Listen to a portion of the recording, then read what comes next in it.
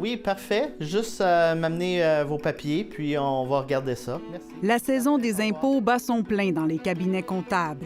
Il faut toujours faire les impôts. Les jeunes, souvent les jeunes en bas de 18 ans, produisent pas de déclaration de revenus parce qu'ils se disent ben ça change rien. Mais l'avantage, c'est que ça produit des droits au REER.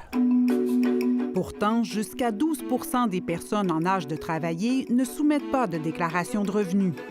C'est arrivé qu'on a produit 10 ans d'un coup pour des gens. Puis étonnamment, ces gens-là, souvent, sont même pas en situation où ils payaient, sont en situation de remboursement, puis ils vont chercher plein de crédits. C'est de l'argent qui dort, puis qui rapporte rien, parce que les autorités fiscales ne nous paient pas d'intérêt sur ce montant-là. Les déclarations de revenus permettent de déterminer le montant exact des impôts à payer, mais elles servent aussi à calculer les crédits d'impôt et les allocations.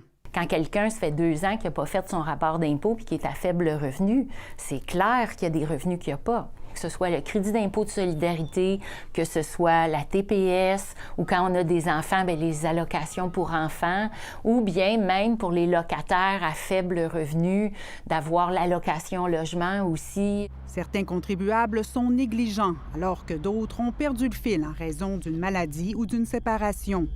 D'autres ne font pas leurs impôts parce qu'ils savent qu'ils doivent de l'argent. Une dame, ça fait 5 ans qu'elle n'avait pas fait son rapport d'impôt. Une autre, depuis qu'elle était à la retraite, ça faisait au moins 10 ans. Ils viennent nous voir parce que là, le gouvernement menace de saisir quelque chose.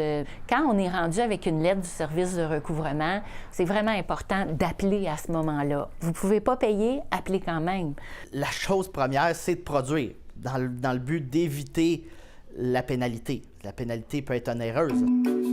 Quand une déclaration est produite en retard et qu'un solde est dû, les autorités imposent une pénalité de 5 % plus 1 % par mois de retard, pour un maximum de 17 % au total.